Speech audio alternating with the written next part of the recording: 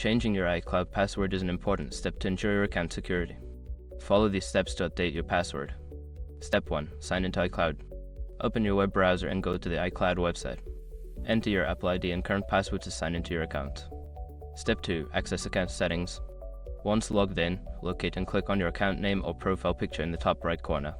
From the drop-down menu, select Account Settings to access your account details. Step 3. Choose Security Options. In the Account Settings, look for the Security section.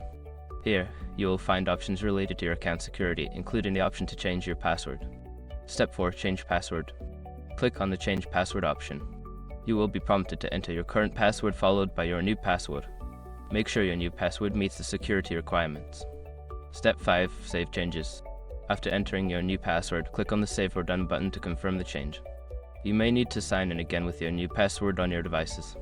Make sure to remember your new password and update it on all your devices. Keeping your account secure is essential for protecting your personal information.